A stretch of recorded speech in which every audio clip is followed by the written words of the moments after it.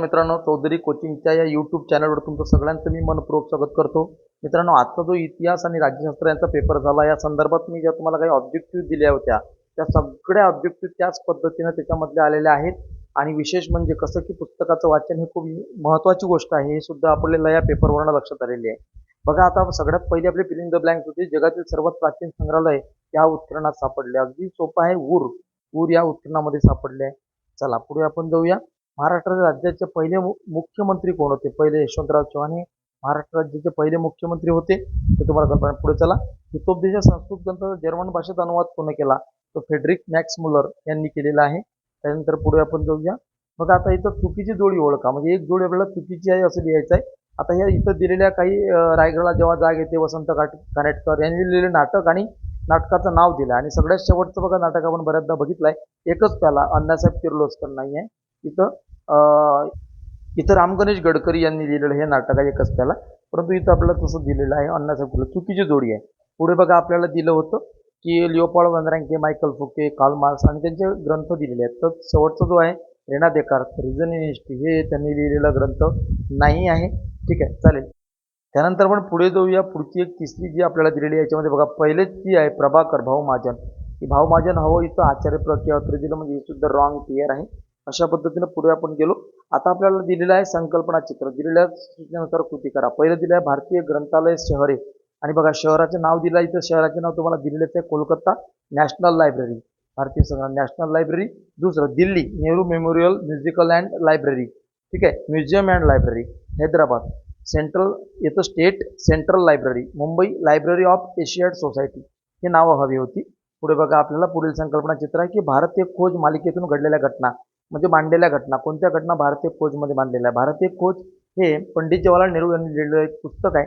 त्याच्यामध्ये काय काय होतं? हडप्पा संस्कृती, वैदिक काळ, रामायण महाभारत आणि मौर्य कालखंड आणि बऱ्याच काही गोष्टी याच्यामध्ये आपल्याला अशा सांगता येतील की ज्या याच्यामध्ये सांगितलेल्या होत्या भारतीय खोज या पुस्तकामध्ये.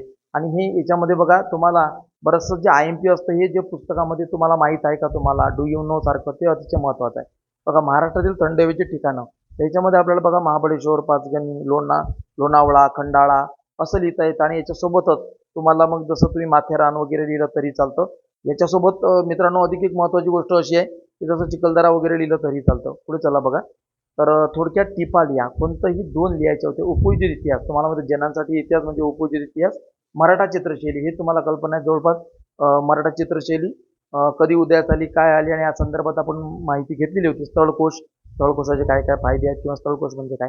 पुढील बघा, कोणते दोन सोडायचे होते. फुकुयाला ज्ञानाचे पुरातत्व का म्हणतात हे आपण बघितलेलं बऱ्याचदा. बकर सुद्धा अतिशय इम्पॉर्टंट आणि सोपी होता. बकर हा प्रकार कशाला म्हणतात, कोणत्या कोणत्या बकर आहेत. बकरी आपण बघितलेली आहे, भाऊसाहेबांची बकर आहे. ठीक आहे, त्याच्यानंतर मल्हारराव होळकरांची बकर वगैरे. तंत्रज्ञानाचा इतिहास अभ्यासावा लागतो.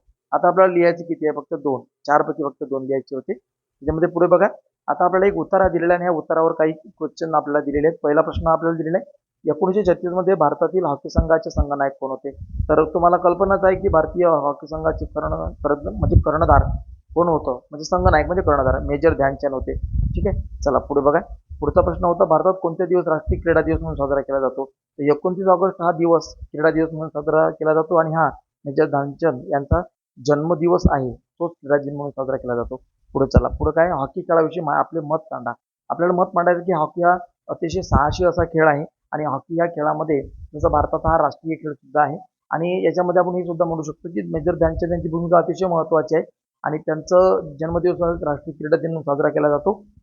थोडक्यातली याच्यातली माहिती तुम्ही याच्यामध्ये मांडली तर हे चालतं. 2 पैकी 1.5-2 गुण तुम्हाला नक्कीच मिळतात मित्रांनो. पुढचा प्रश्न बघा, कोणते दोन लिहायचे होते आणि 4 दिलेले होते. स्त्रीवादी इतिहास लेखन म्हणजे काय? म्हणजे स्त्रियांच्या दृष्टिकोनातून केल्या गेलेलं लेखन म्हणजे स्त्रीवादी इतिहास लेखन. सीमादो भोवा वगैरे तुम्हाला कल्पना आहे. कला क्षेत्राची व्यवसाय कोणत्या संधी उपलब्ध आहे? कला क्षेत्रामध्ये कोणत्या कोणत्या क्षेत्रात म्हणजे संधी उपलब्ध आहे ते अधिक आला होता. पोवाडा. पोवाडा म्हणजे काय? पोवाडा एक लोकगीताचा प्रकार आहे आणि तो कशा पद्धतीने केला जातो, तर काय आहे त्याच्यामध्ये इम्पॉर्टंट हे तुम्हाला सांगायचं आहे. बघा, पर्यटन आणि पोवाड्या संदर्भात अधिक एक आहे की जे शाहीर आहेत ते पोवाडा म्हणतात. या शाहिरांमध्ये अण्णाभाऊ साठे आहेत. ठीक आहे, त्याच्यानंतर जसं एक अमर शेख आहेत वगैरे, असे पोवाड्यांसंदर्भात आपल्याला नावं सांगता येतील. आता पर्यटनाचे 3 प्रकार आपल्याला विचारले होते. अगदी सोपं होतं. पर्यटनाचे कोणतेही 3 प्रकार लिहा. जसं की कृषी पर्यटन आहे, त्याच्यानंतर विदेशी पर्यटन आहे, त्याच्यानंतर आंतरदेशीय पर्यटन आहे, त्याच्यानंतर अधिक पर्यटन वैद्यकीय पर्यटन आहे. त्याच्यानंतर जसं पर्यटनामध्ये बरेचसे असे प्रकार आपल्याला पर्यटनाचे सांगता येतील मित्रांनो. आणि पुढे बघा, आता आपल्याला देखील राज्यशास्त्रामधील रिकामी जागा होती, की महाराष्ट्रात राज्य शासनामध्ये महिलांसाठी या जागा राखीव ठेवण्यात आलेल्या आहेत. किती टक्के? 50% जागा राखीव ठेवण्यात आलेल्या होत्या. त्याच्यानंतर हे तुम्हाला कल्पना आहे. पुढे बघा, शेतीचे उत्पादन वाढवण्यासाठी कोणती क्रांती करण्यात आली? हरित क्रांती करण्यात आली होती. ठीक आहे, चला पुढे जाऊया. पुढे बघा, आता विधाने चुकीबरोबर सकारण स्पष्ट करायचं होतं. पहिलं विधान ही बरोबर आहे. आता याच्यात सकारण तुम्हाला लिहायचं. पहिलं विधान बरोबर आहे, दुसरं विधान चूक आहे, तिसरं विधान हे चूक होतं. ठीक आहे, अल्पसंख्याक तरतुदी कोणत्या? कोणतंही एक लिहायचं, 2 पैकी एक. ठीक आहे, पुढे निवडणूक प्रक्रिया. निवडणूक प्रक्रियेमध्ये निवडणूक आयोगाची काय भूमिका आहे आणि मतदाराची काय भूमिका आहे? पुस्तकाच्या मागे दिलेलं आहे. आता निवडणूक आयोगाची मतदारसंघाची निर्मिती करणे, मतदाराच्या तयार करणे, निवडणूक घोषित करणे.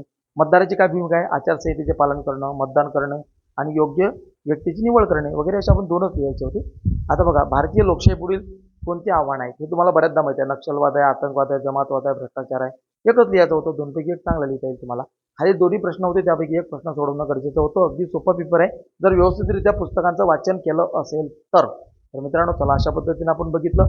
आता या चॅनलला जास्तीत जास्त सबस्क्राईब करा, जास्तीत जास्त विद्यार्थ्यांपर्यंत पाठवा, कारण की भूगोलासंदर्भात बरीचशी माहिती मी तुम्हाला देणार आहे आणि काही ऑब्जेक्टिव्ह सुद्धा. चला, थँक्यू. Best of papers.